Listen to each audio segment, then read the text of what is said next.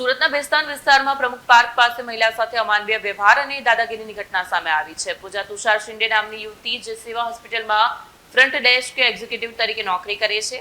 ગુરુવારે સવારે 10 વાગે પોતાની બહેન સાથે મોપેડ પર જઈ રહી હતી. બંને બહેનને અચાનક ચક્કર આવતા હોવાથી તે તાત્કાલિક મેડિકલ સ્ટોર પર દવા લેવા જઈ રહી હતી ત્યારે આ આકસ્મિક ઘટના બની હતી. સુરતના બેસ્તાન વિસ્તારમાં પ્રમુખ પાર્ક પાસે મહિલા સાથે અમાનવીય વ્યવહાર અને દાદાગીરીની ઘટના સામે આવી છે. પૂજા તુષાર શિંદે નામની યુવતી જે સેવા હોસ્પિટલમાં ફ્રન્ટ ડેસ્ક એક્ઝિક્યુટિવ તરીકે નોકરી કરે છે. ગુરુવારે સવારે 10 વાગે પોતાની બહેન સાથે મોપેડ પર જઈ રહી હતી.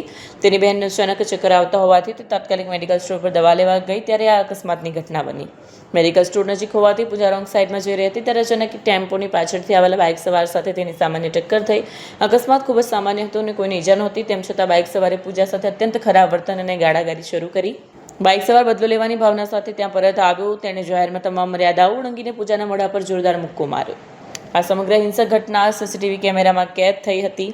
ફૂટેજમાં સ્પષ્ટ જોઈ શકાય છે કે પીળા રંગની ટી-શર્ટ પહેરેલો શખ્સ બાઇક પર આવે છે અને ઊભેલી યુવતી પર ઓચિંતો હુમલો કરી નાસી છૂટે છે. બાઇક સવાર દ્વારા મારવામાં આવેલો મુક્કો એટલો જોરદાર હતો કે પૂજાના ચહેરા પર ઈજાઓ થઈ.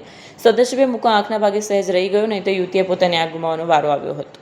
પીડિત યુવતી પૂજાએ અત્યાચાર સામે હિંમત દાખવીને બેસ્તાન પોલીસ સ્ટેશનમાં ફરિયાદ નોંધાવી છે.